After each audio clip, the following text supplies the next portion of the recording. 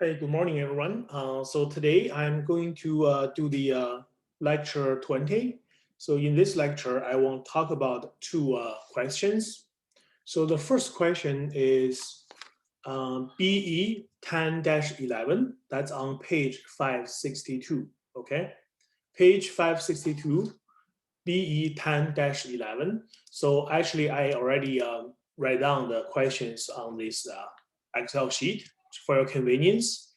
So this is the question of a company financial statement recently reported the following selected data in millions. So we have all this data for current assets, current liabilities, total assets, total liabilities, income tax expense, interest expense, and net income. Okay, net income. So the question is asked us to calculate Leon's current ratio, debt to total equity ratio, and times interest earned ratio. Okay. So let's start with the times interest earned ratio. Okay.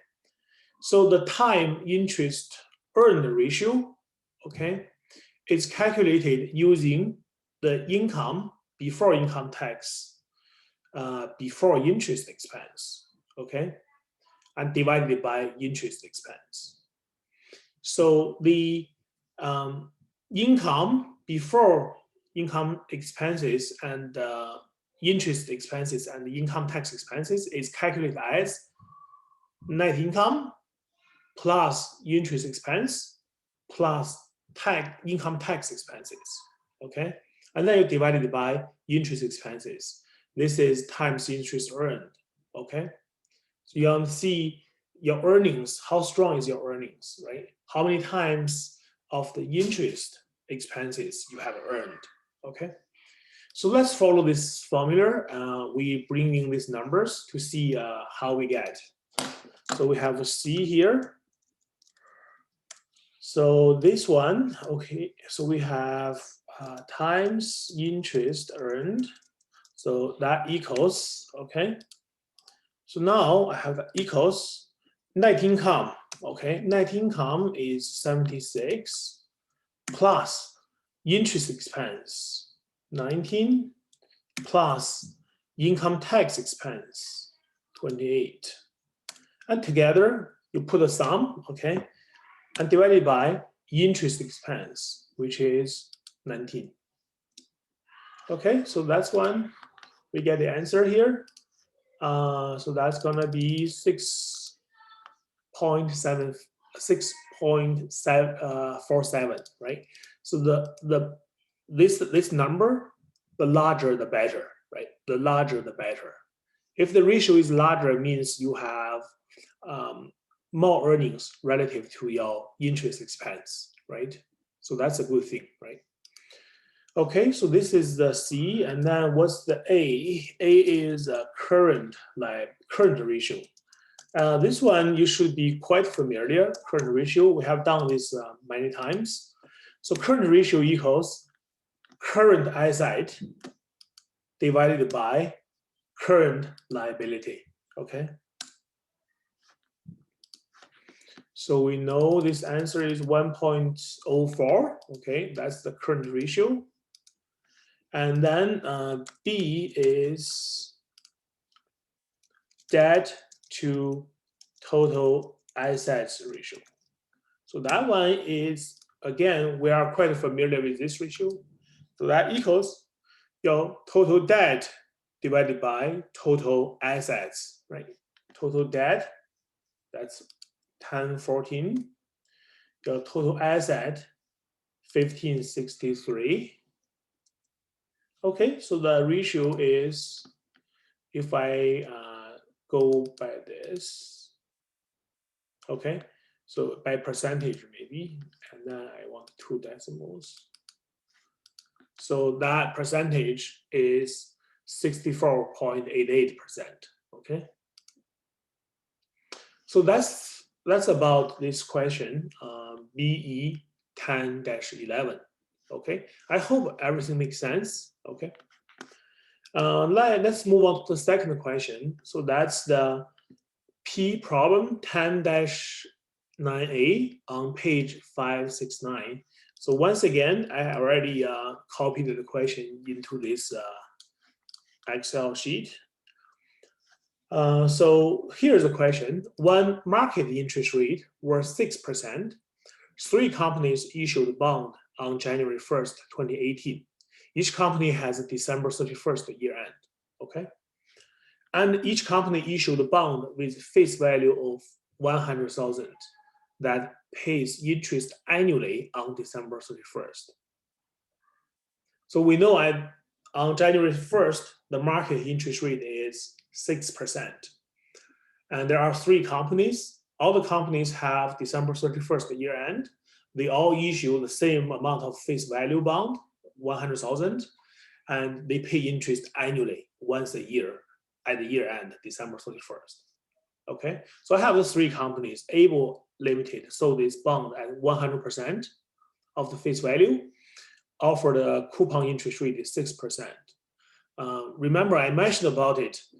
The bond issuing price really depending on face value and the coupon interest rate, the interest rate promised by the bond issuer, and the market interest rate. Okay, so if the 2 interest rates are equal, then your bond selling price is the face value. Okay, 100%.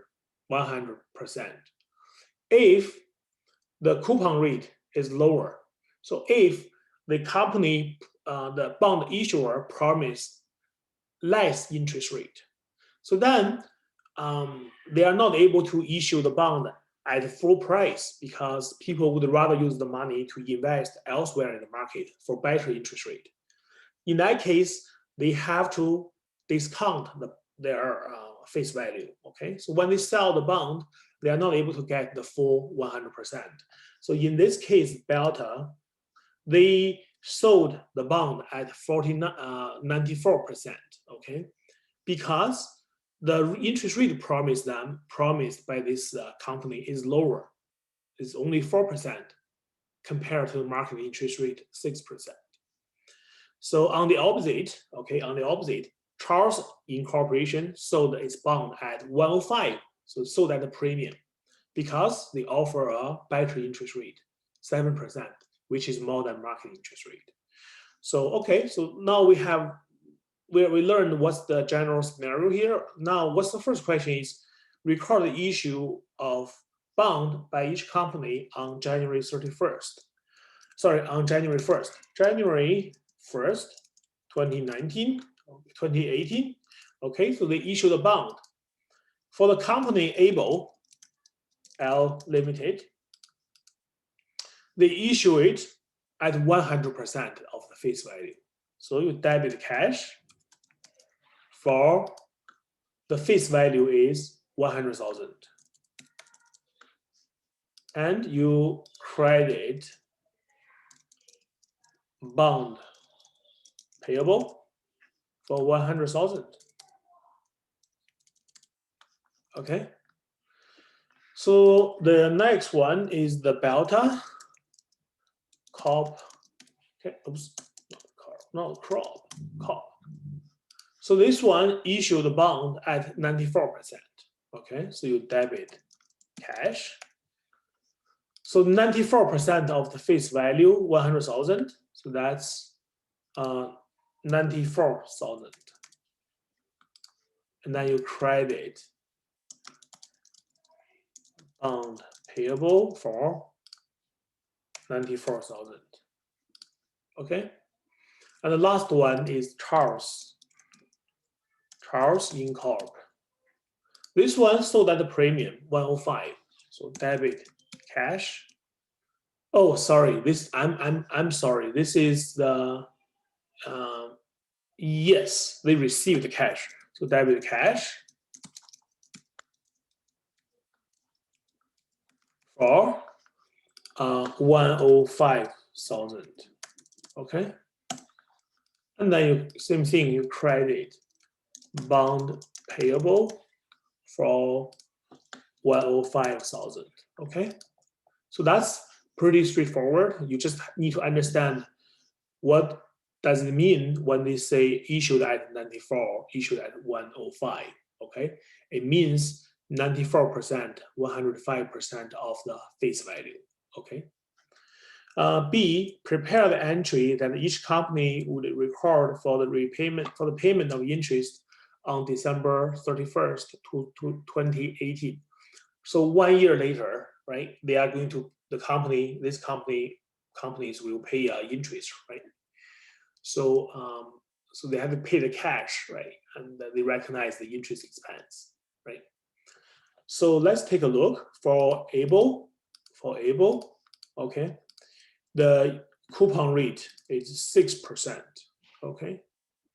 So if you want calculate, so basically you need to pay the cash. So you need to credit cash, right? You are giving the money to the bond holder, right? And you want to recognize your interest expense. Okay. So now I want to be clear here. The calculation of these two are different. Okay. For cash, you use face value times coupon rate. Okay. So that's 100,000 times 6%. Okay. So this is able.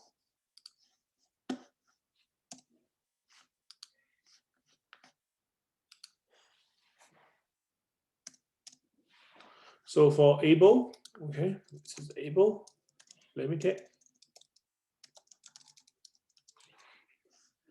So face value is 100,000, coupon rate is 6%. So here is 6,000. Okay. For the interest expense, you use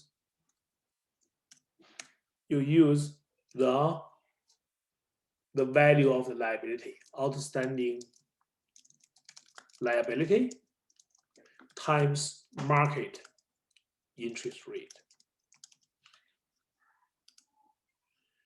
Okay, so for the outstanding liability, how much money you are owing, okay, times market interest rate. That's your interest expense. Okay, so in this case, your liability is, the payable is 100,000. And the coupon rate is, sorry, the market interest rate is 6%. Okay. So you have 6,000. So they are the equal. That's it. So your interest expenses and the cash payment, they are the equal, 6,000. So that's for able. Okay, this is done. Now for Delta Corp. Okay. So I'm just going to copy this here. So here, the coupon rate for Delta, for beta, okay, sorry, beta is coupon rate is 4%. Okay, so here you are going to use 4%. Okay, so here is 100,000 times 4%. So that's 4,000. Okay, and what's your interest expense? That equals your outstanding liability. What's your bonds payable here? Bonds payable is this, 94,000. And what's your market interest rate? It's the same, 6%. Okay, so that's you debit the interest expense, 50, you get 5640. The cash is 4,000. Okay. Okay, so now let's do this again for the Charles Incorp. So let's copy this one. Again, here for Charles, the face value times coupon rate is, the coupon rate for Charles is 7%. This is the 7. Okay, here is 7%. So the cash payment is 7,000. And the interest expense here, yeah, so you can see the outstanding liability is 105,000 times 6%. Okay. So now it's interesting, right? If you see that under these two scenarios, these two companies, the debit and the credit, they are not equal, right? So they are not the same number. So in the journal entry, we have to make sure the total debit equals total credit, right? So in this case, my debit is 5640. My credit is 4,000. So I need additional credit here. I need additional credit, okay, for 1640, okay. And in this case, my debit is 63,100, and my cash is 7,000. So my credit is more than my debit. So I need additional debit, okay? And the difference is 700, okay? So the question is, what are the two accounts, right? What this goes to, okay? What this goes to. So this goes to the liability account, bonds, bond payable, okay? And bond payable. Okay, so you can see that for each interest payment, the bond payable is increased. Okay, so in this case, the bond payable on the first interest payment is increased. Okay, increased by 1640. Okay, so what is the ending balance? What's the ending balance? So the ending balance for beta corp. So you start with 94,000, and then you add credit, right? You credit the bonds payable. You add this. So the ending balance is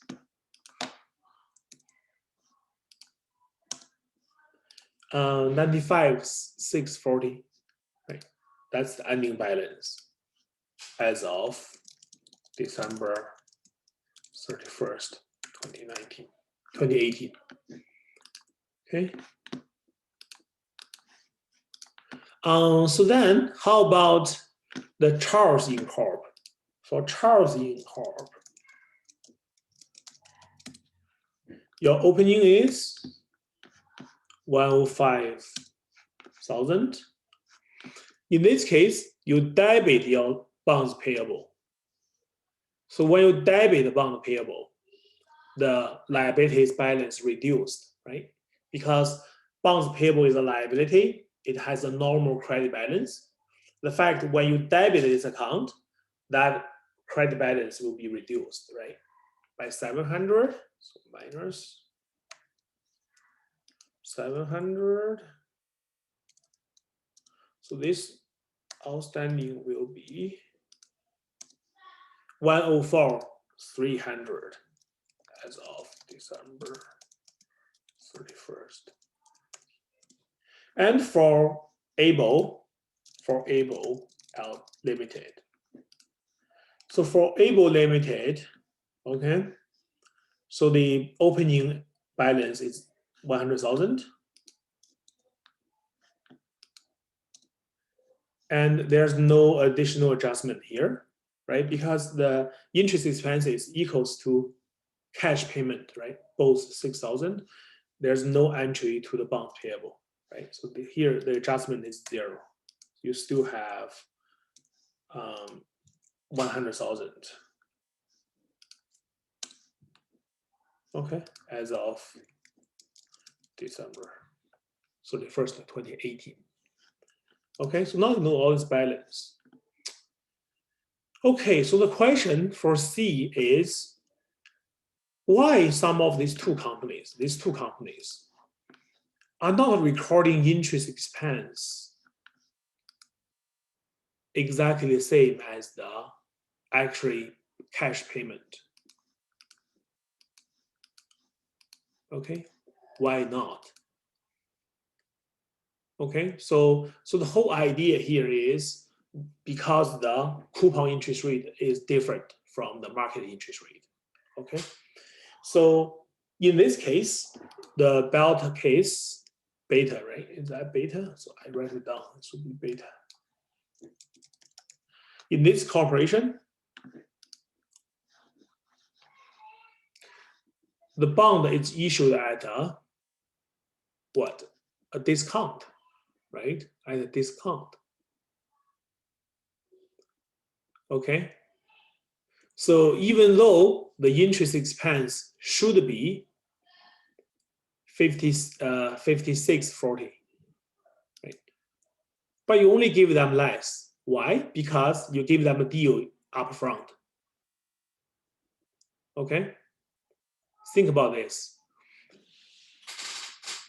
You give them a deal upfront, right? This is the face value coupon. This is a bond with a face value of 100,000, but you give them a deal in the beginning, right? You have a discount. You only sell it for 94,000, right? So you give them a deal.